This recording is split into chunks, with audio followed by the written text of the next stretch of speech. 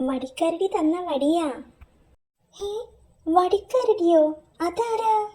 ശത്രുവിനെ നേരിടാനുള്ള പലതരം വടികൾ തരുന്ന ആളാ. ഏതു ശത്രു വന്നാലും വീഴ്ത്താനേ വടി മതി.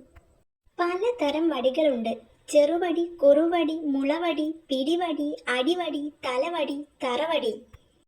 ഏത് വേണം പറ. ഹേയ്, ഒന്നും വേണ്ട. ശത്രു വന്നാൽ നേരിടാൻ എനിക്ക് ബുദ്ധിയുണ്ട്, ബുദ്ധി. ഹേ, ഒരു വടി വാങ്ങാൻ സൂത്ര. താൻ വാങ്ങിക്കോ, എനിക്ക് വേണ്ട. എങ്കിൽ തറവടി പിടി. ആനയെ പോലും തറയിൽ വീഴ്ത്തും. ഹേ, എങ്ങനെ? കാണിക്കാം. ആ ആനപ്രതിമ കണ്ടോ? ആന കുത്താൻ വരുമ്പോ തറവടി ഇതാ ഇതുപോലെ കാലിലേക്ക് ഒറ്റയേറ്.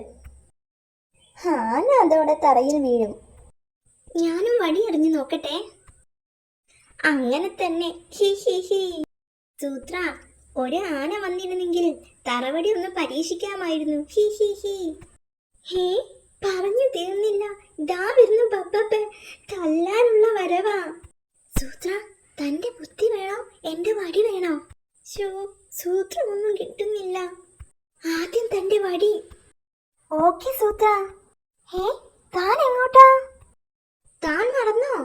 ആനപ്രതിമയുടെ കാലിലേക്ക് വടി എറിയണ്ടേ?